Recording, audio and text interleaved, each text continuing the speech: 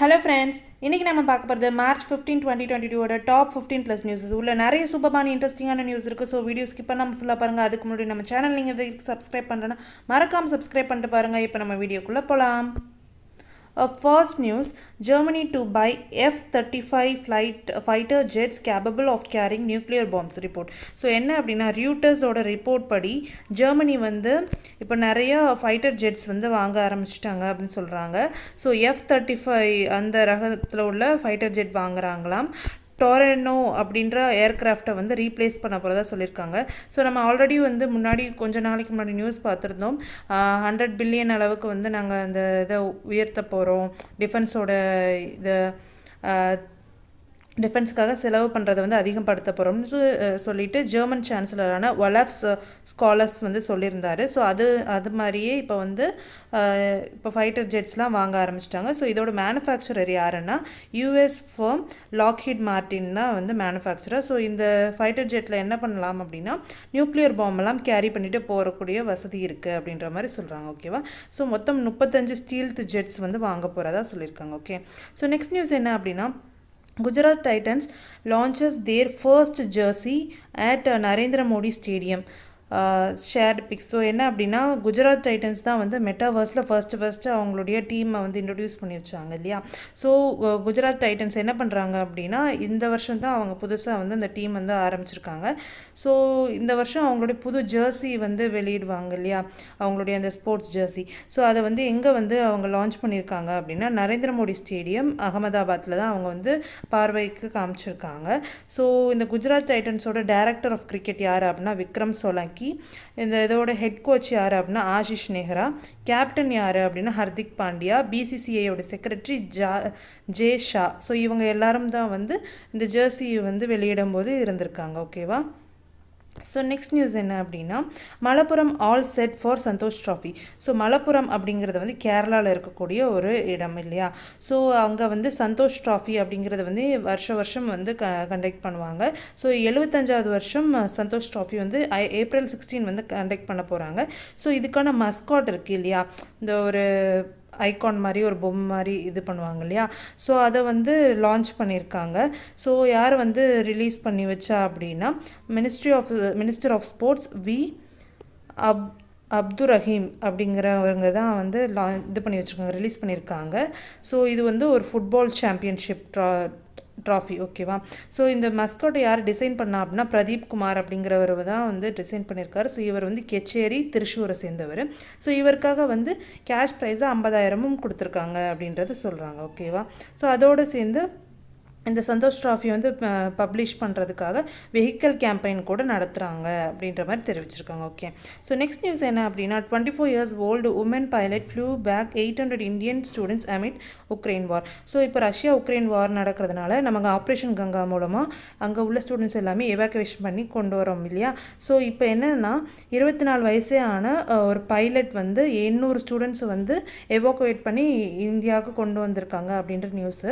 So 24 வயசுங்கிறது ஒரு சின்ன வயசு தான், அதில் வந்து இவ்வளோ பேரை வந்து அந்த கூட்டு வந்திருக்காங்க அப்படின்றத தெரிவிச்சிருக்காங்க.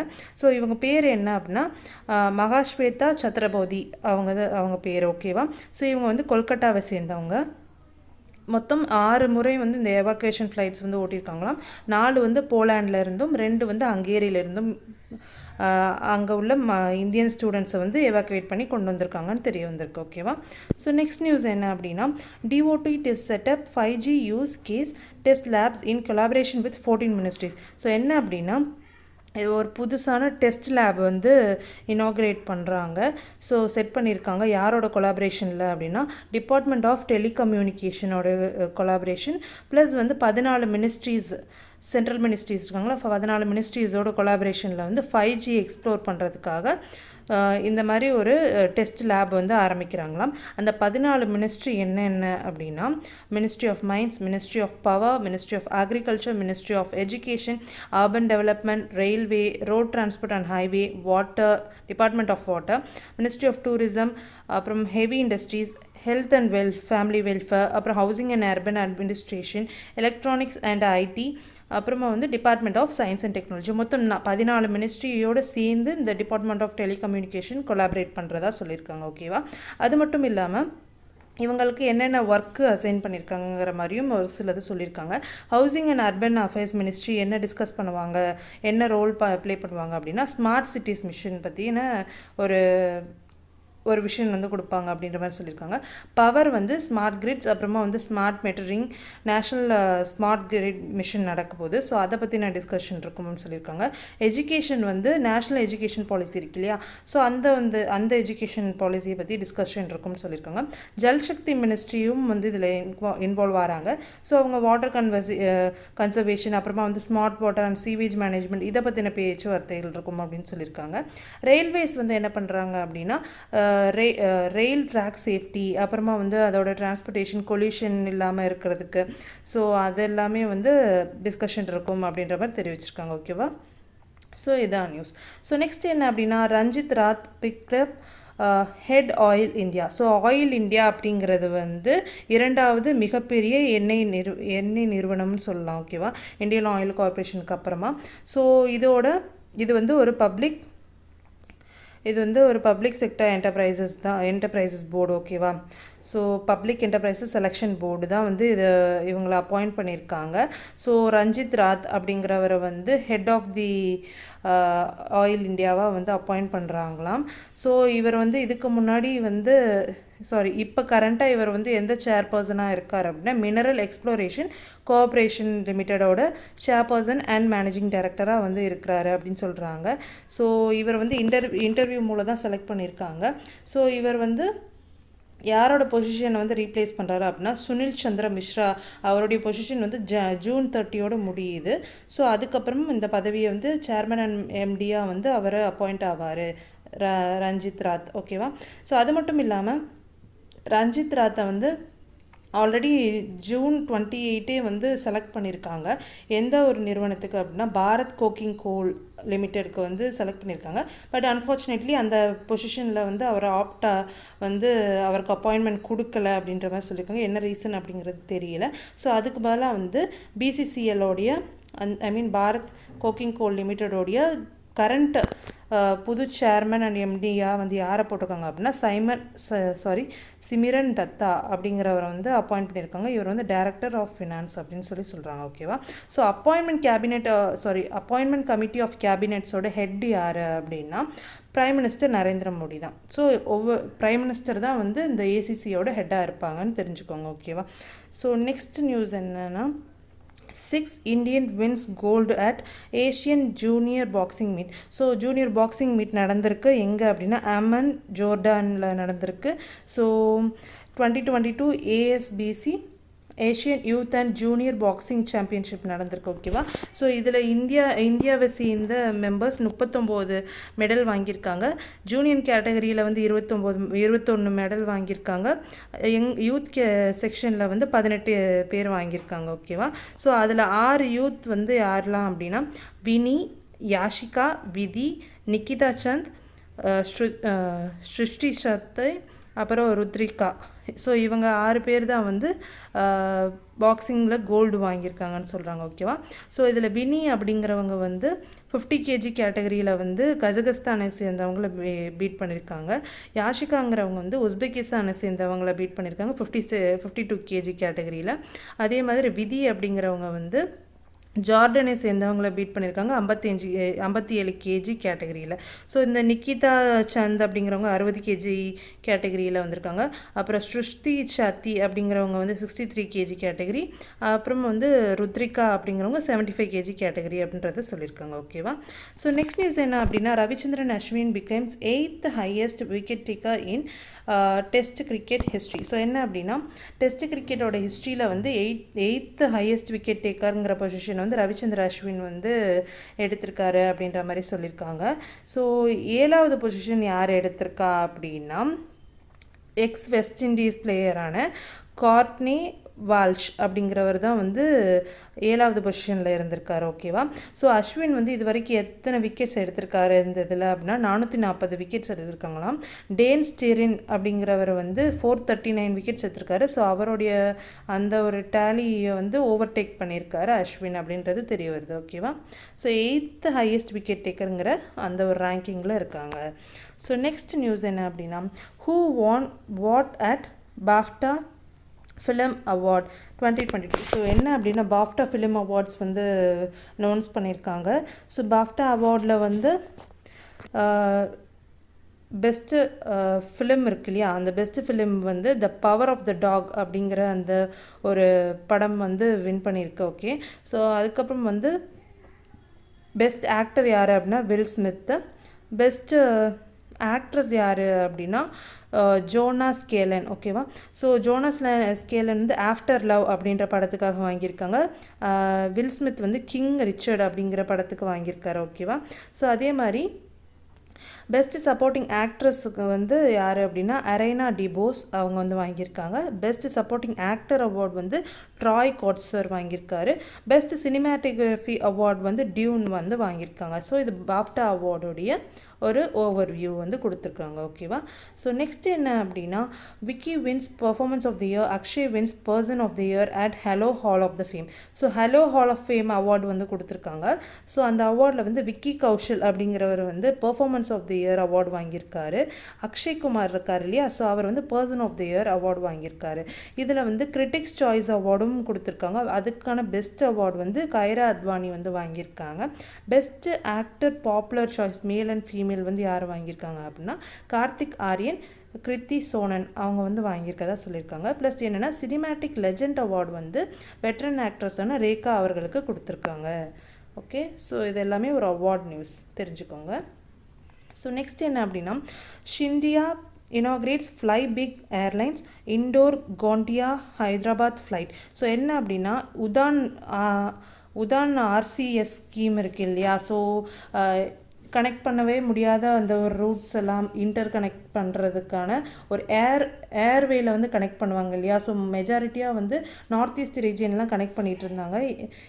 எத்தனை இது வரைக்கும் கனெக்ட் பண்ணியிருக்காங்க அப்படின்னு சொல்லிட்டு உங்களுக்கு தெரிஞ்சிச்சுன்னா வந்து கீழே கமெண்ட் பாக்ஸில் மென்ஷன் பண்ணுங்கள். இது வரைக்கும் எத்தனை ரூட்ஸ் வந்து கனெக்ட் பண்ணியிருக்காங்கன்ட்டு.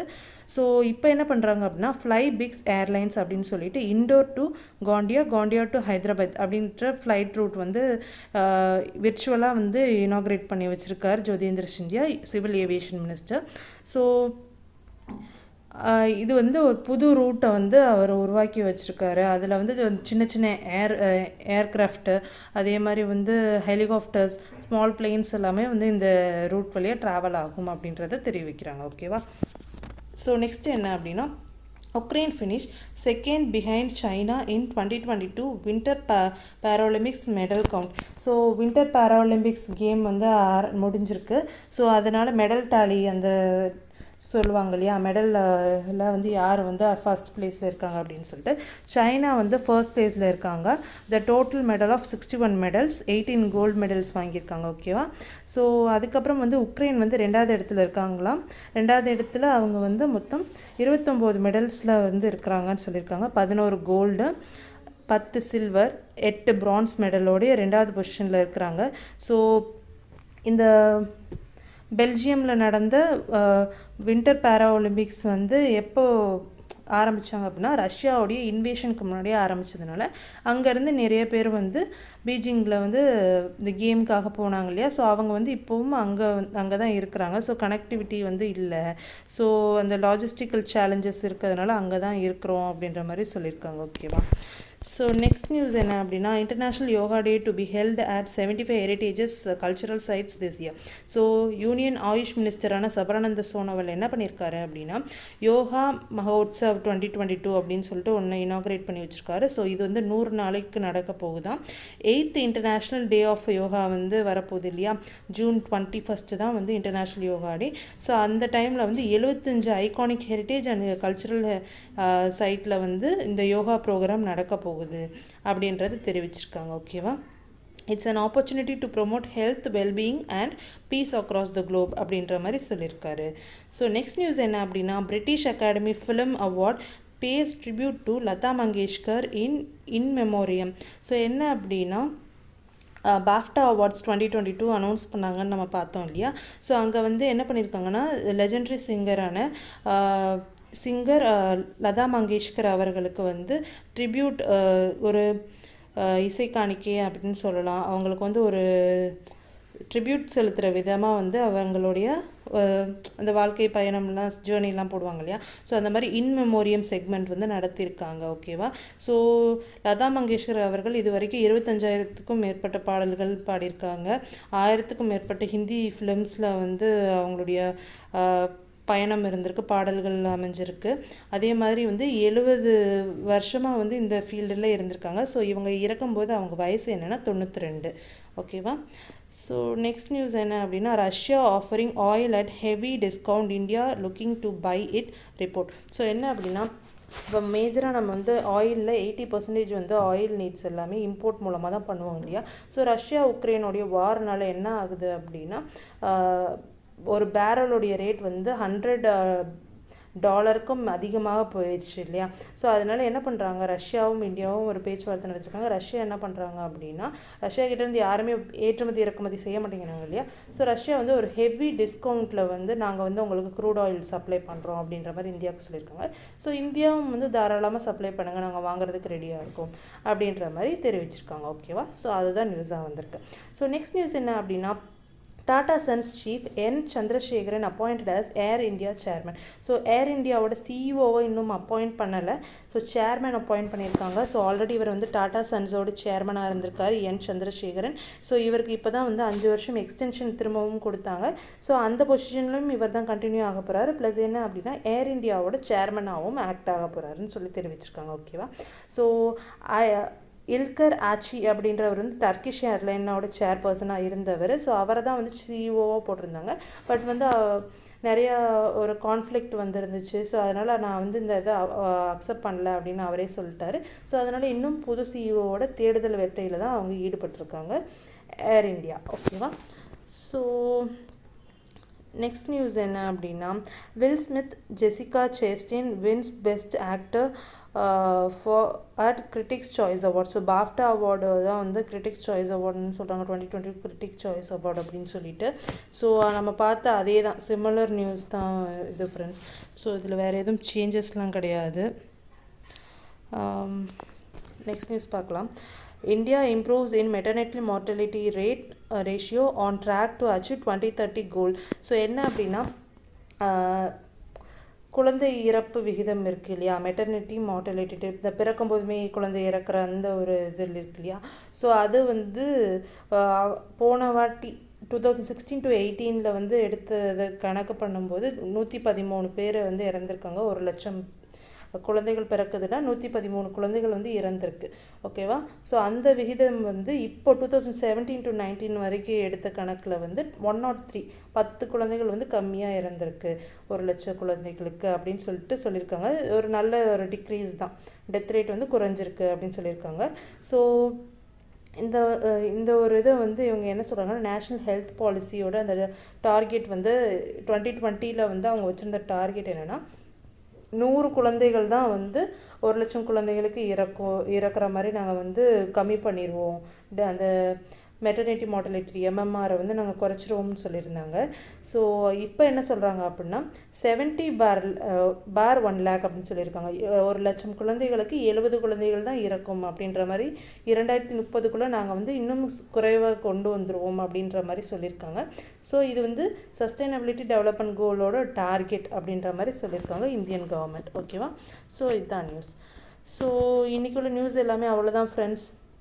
ஸோ இன்றைக்குள்ள நியூஸ் எல்லாமே உங்களுக்கு யூஸ்ஃபுல்லாக இருந்திருக்கும்னு நினைக்கிறேன். நம்ம சேனலை மறக்காமல் சப்ஸ்கிரைப் பண்ணிட்டு பாருங்கள், லைக் பண்ணுங்கள், ஷேர் பண்ணுங்கள், கமெண்ட் பண்ணுங்கள், உங்கள் ஃப்ரெண்ட்ஸுக்கும் ஷேர் பண்ணி விடுங்க. ஓகேவா.